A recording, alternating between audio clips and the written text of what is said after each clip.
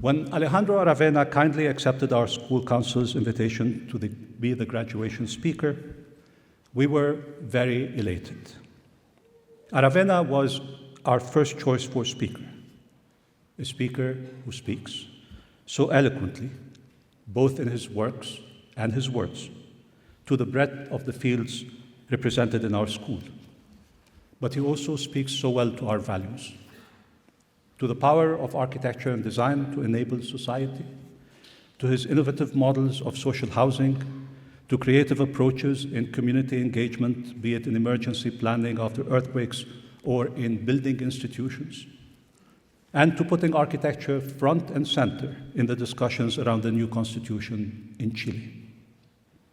Over the years, Aravena has led the architectural firm Elemental to develop a powerful elemental approach and an elemental aesthetic, distilling the foundational questions of the field and producing amazing architecture along the way, but also earning him, among many, many accolades, prizes like the Pritzker Prize of 2016.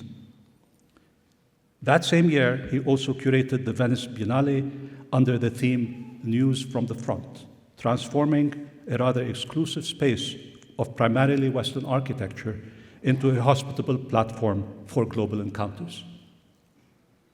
Personally, I was very elated that Alejandro accepted our invitation because it allowed me to share with you all a long and beautiful friendship. I met Alejandro back in 2000 when I was teaching at Harvard. After my class, Practices in Democracy, tall guy walks up to me and says, "My name is Alejandro Aravena. I'm a visiting professor from Chile. I have been attending your class, and I would like to invite you to dinner." This is Aravena, direct, sincere, and big-hearted like you. Little did I know, however, that the dinner was going to be in a sparsely furnished apartment he had sublet from his student. There was, I promise you, one chair, one cushion, and the wood log that he freely interpreted as our dinner table. On that table was a loaf of bread, a chunk of cheese, and pasta, all rudimentary, with the exception of an excellent bottle of wine that he had brought with him from Chile. With Aravena, there is always an excellent bottle of wine somewhere.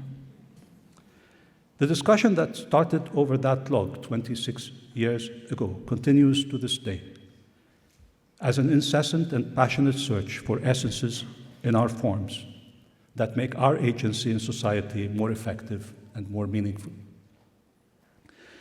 Aravena, ever since I moved to MIT, I have found this pursuit in everything our students and faculty do. And I hope you accept this gift from us. Oliver and Skylar, can you please join me? It's a toolkit designed by one of our graduates, Oliver Moldo, in a studio with Professor Skylar Tibbets. This toolkit, Alejandro, contains a deployable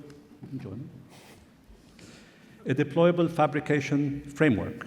It's actually made for in situ manufacturing using locally available mineral aggregates, whether it is salt from marshes or sand from deserts.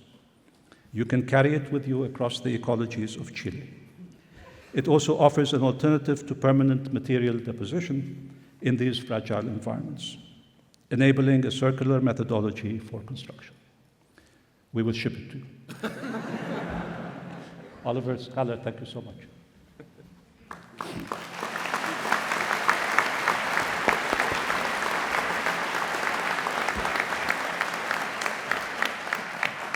So, dear guests, I do want to confess that I was also very relieved when Aravena accepted our invitation because I did not have to reach out to the second choice on the list.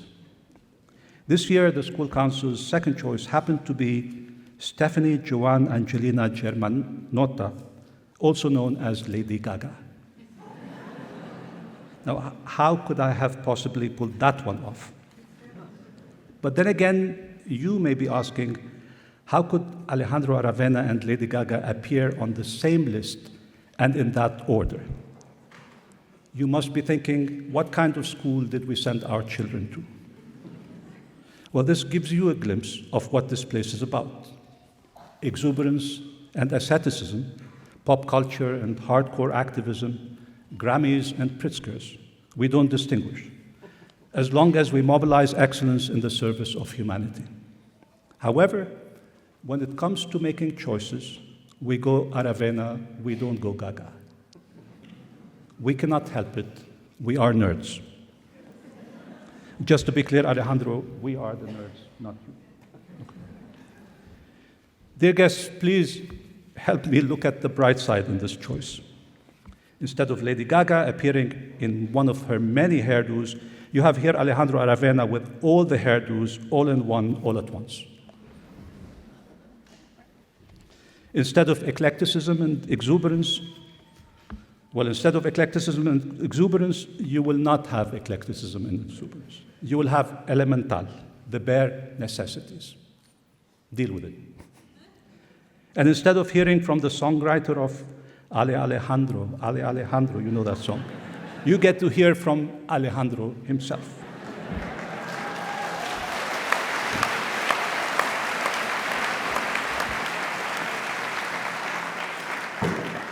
For all of the above, please join me in welcoming to the podium elemental man Alejandro Aravena.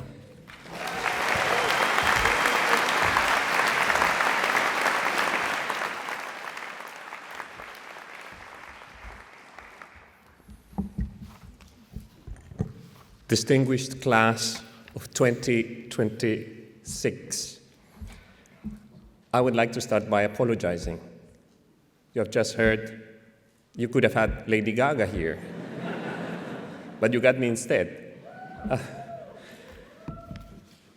It didn't occur to me at the time, in my defense, I knew about Gaga after I accepted. Had I known it before, I would have refused, on the condition that I was invited to the ceremony, because I would have loved to hear what she had to say to you.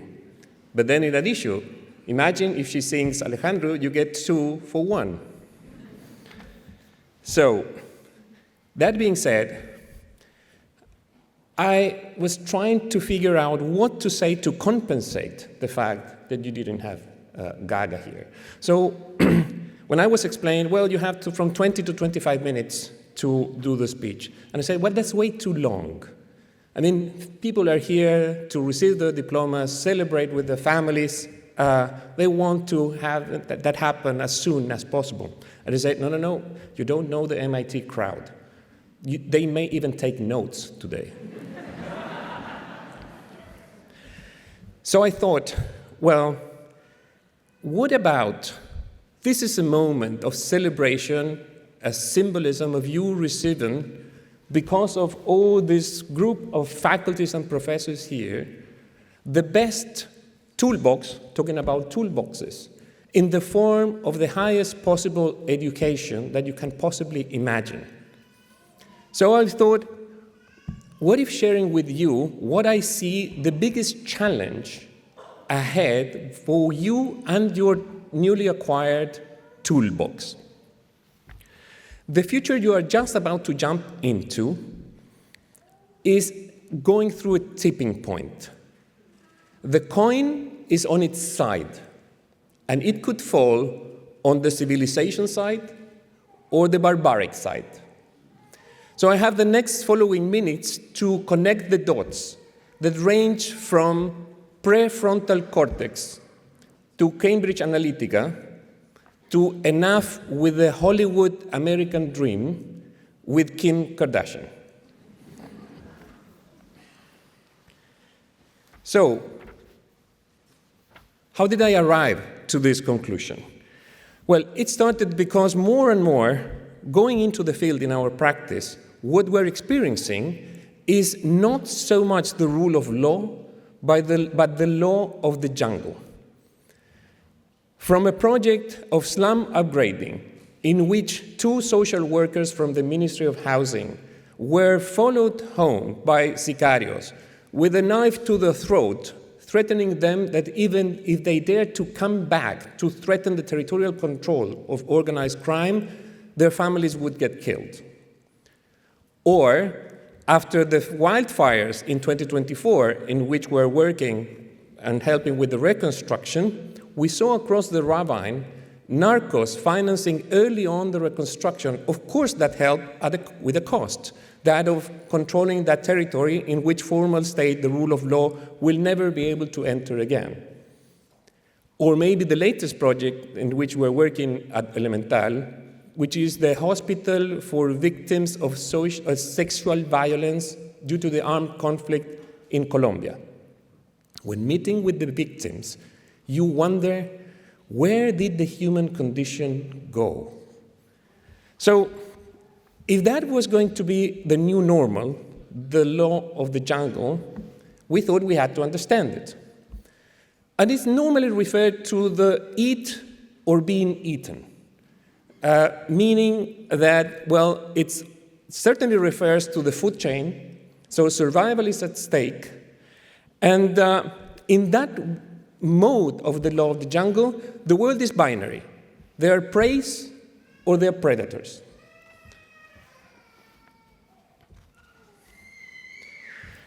But the more we dived into trying to understand what were the codes, the logic, and the impulses of this law of the jungle, the more we understood that this was not just what we were witnessing at the bottom or, let's say, the periphery of society. The same impulses are today governing some at the top of the pyramid. Some political leaders, some tech gurus, and some business barons share the same impulses, which can be explained by the use of brute force, reactions, not responses, and in any case, of an incapacity to resist the pressure or the attraction of the environment. But that's not the only way.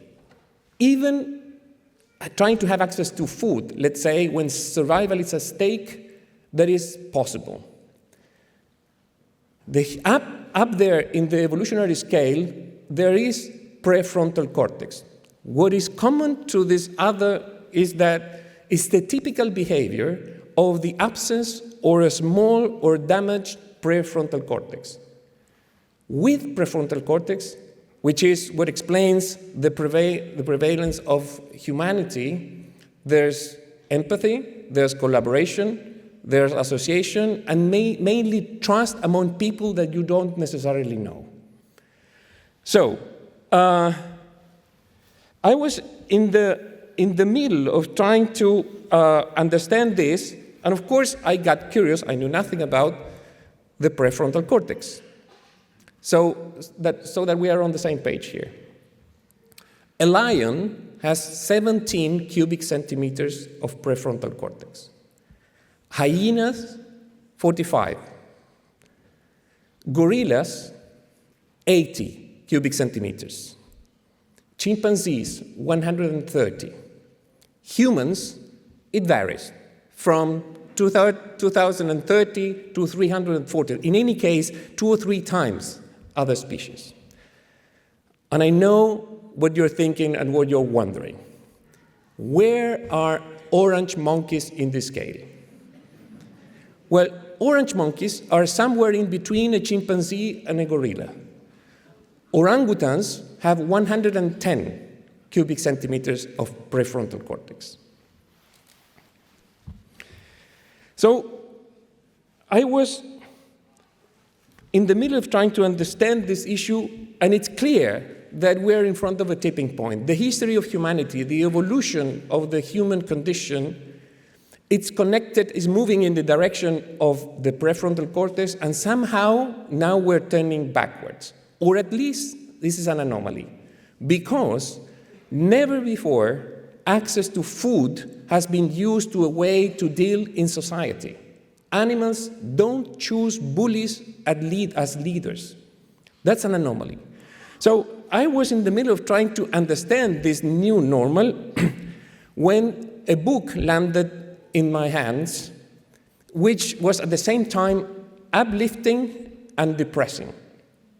Uplifting because somebody was finally able to put the exact words to this phenomenon that one only It's going through pure intuition. But at the same time, one wish it was not so accurate. It was not true. The book is called The Hour of the Predators by Giuliano da Empoli. You may know him because he's the novelist. He's a political advisor, used to work for Renzi in Italy, the prime minister. And he is the novelist of The Wizard of the Kremlin. You may know the film with Jude Law, but that's the same guy. In this book, I would like to share, because it's important that you know your enemies, that tipping point into which you are just about to jump to. So a couple of clues from the book before going into some possibilities and solutions. First one, the Spanish version subtitle. In the English version, it's not so good. It's like something like interviews with billionaires. In the Spanish version, it says, chaos is no longer the weapon of the insurgents, but the distinctive feature of power. So remember that word, chaos. Second insight. Da Empoli is in the room in a hotel in London, witnessing Alexander Nix, former CEO of Cambridge Analytica, meeting with a high level of executives from different companies. And he asked the question, if you come to me wondering how to sell Coca-Cola in a cinema, don't expect from me that I will put some models in swimsuits at the entrance, nor a very expensive, glamorous advertisement, or improving the logistics and vending points for Coca-Cola. My advice would be, elevate the temperature in the room. What if we exchange the word Coca-Cola by power? What if you want power? Well, the advice of people like this is elevate the temperature of society. So you lie, you create friction, you definitely polarize, because the more polarization, the more the need for intervention. And this is the new, again, chaos, the new distinctive feature of power. Last one, last clue. He describes, and you may, I won't name anybody, but leaders that brag about not reading. Forget the book. Not even a page from Advisor to How to Enter a Meeting, not even half a page. The reason for not reading is because a distinctive feature of the time that we're living, of the predators, is that knowledge is incompatible with action. And why this matters for you? Because the motto of MIT is mens et manus, mind and hand. And unfortunately, the times that we're going through is exactly the opposite. Actions are not meant to solve problems, but to create them. So what to do? Well, against the ones I was describing at the very beginning in our daily practice, the outlaws, we do have laws, we have law enforcement, we have judges, we have verdicts, we have prisons. But what do we have against the predators in the top of the pyramid? So here are some possibilities to end on a more positive note. Otherwise, I guess that you are now worried about this toolbox that you've just received. Well, the first one is what I said, enough with the Hollywood American dream thing.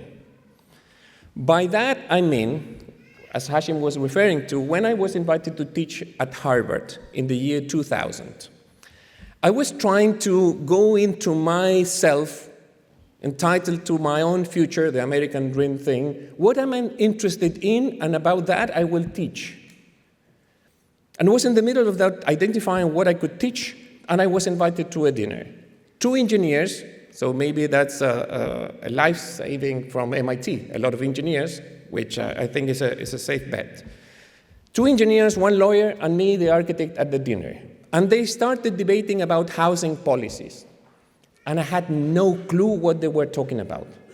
The architect in the table, I really didn't know what they were talking about. But one thing I knew, instead of starting from what their was their own interest.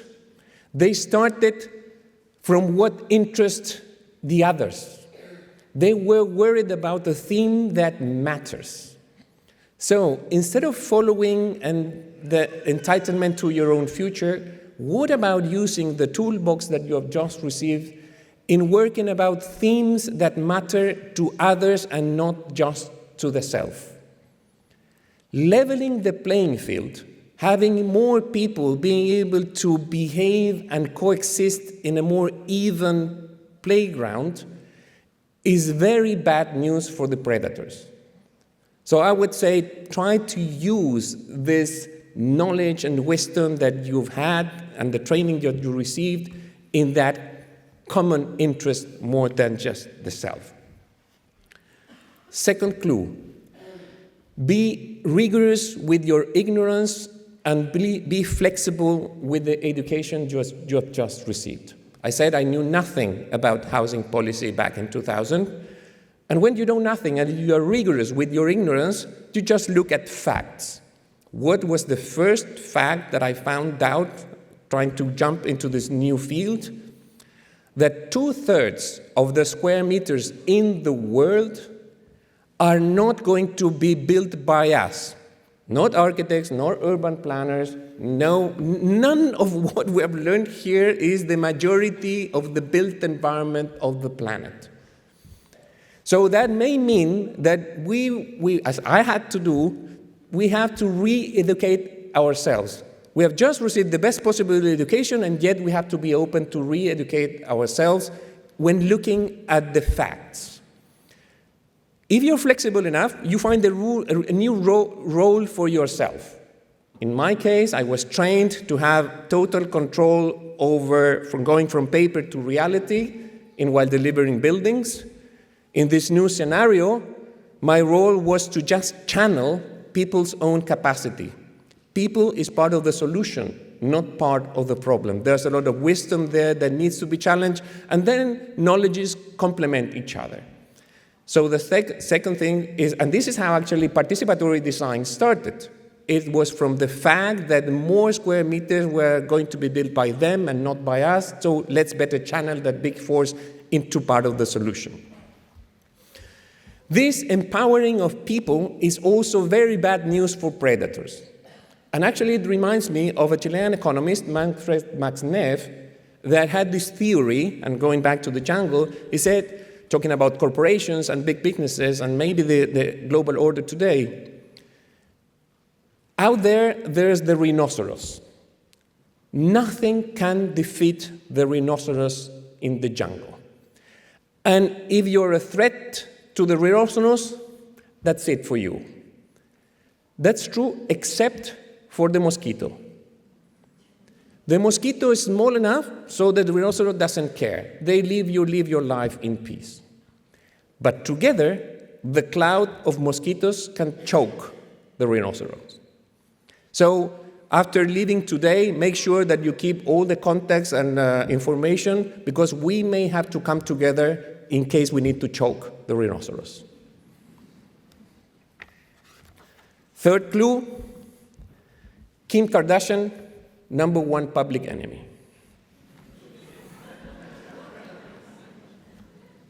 I was contacted by the New York Times to write a piece trying to report from the social and political crisis Chile was going through, to the point, as Hashem mentioned, that the gap between what's the legal system and the legitimate system was so big that we went through this social explosion. So everything, the rules of how to live together had to be rewritten. We didn't advance much, yet that was the worry of our society, and I was asked to report. I had only an intuition that this was not only social, or not mainly social and political, but mainly a cultural crisis. So I was again in the middle of trying to understand this crisis when, going back and forth in my apartment, my 2 daughters were watching an episode of Keeping Up with the Kardashians. Of course, I knew who the Kardashians were, but I never before had seen an episode. And that particular one was the moment she broke with Kanye West. And It was presented that she wanted to empower herself and be able to find her own identity by not being told what to wear, but be able to choose on herself how to dress. That was the dilemma she was going through. Was she going to the closet, or the walk-in closet, or the closet room? No. She went to the storage where she had 30,000 pieces of clothing, among which she had to choose. And that was my eureka moment. That was when I understood that was the key for the cultural crisis that we're going through. Because in this world, the value of people is measured by their belongings, a noun in plural. How different would it be if the way we appreciate others is through belonging, a verb? If you're in the top of the pyramid and you have the pressure of belongings, well, you do whatever is at your disposal, and eventually you abuse. I would say that was pretty much at the very beginning of the crisis in Chile, the abuse of those at the top of the pyramid. But what if you're at the bottom of the pyramid or outside the pyramid? Well, you take the shortcut. So the sacking, the looting, stealing, because again, that's a pressure to prove, because all of us need to feel that we are valuable. So that will require a cultural shift. And maybe some of the, I was just understanding that the professions here, also from the Media Lab, it includes not just how to put one brick on top of the other, but imagine different possibilities, telling different stories. So this is another possibility for your toolbox that I encourage you to follow as soon as possible. In any case, to make a long story short, that article never saw the light of the day. I refuse to take Kim Kardashian from the text.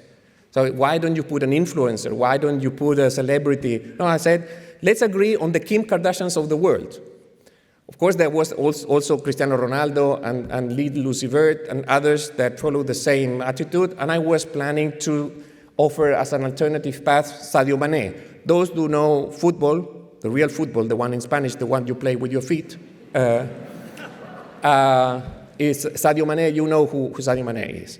Well, in any case, it never saw the light of the day, and I was wondering, where did self-regulation go? Do you really need 30,000 pieces of clothing? And what about the other excesses? So self-regulation matters, and that's also a very bad news for the predators. Looking backwards, to be fair, it was not just Kim Kardashian. The one to blame would have been Ryan Seacrest, the mastermind behind the show. So, to an end, here's a proposal, an invitation, and a provocation. When opening the newly acquired toolbox, let's try to bring back decency. Let's try to bring back kindness. Let's try to bring back honoring the truth. And let's join forces to make the coin fall on the most human possible side. In other words, class of 2026, let's join forces and make the prefrontal cortex great again. Let's go.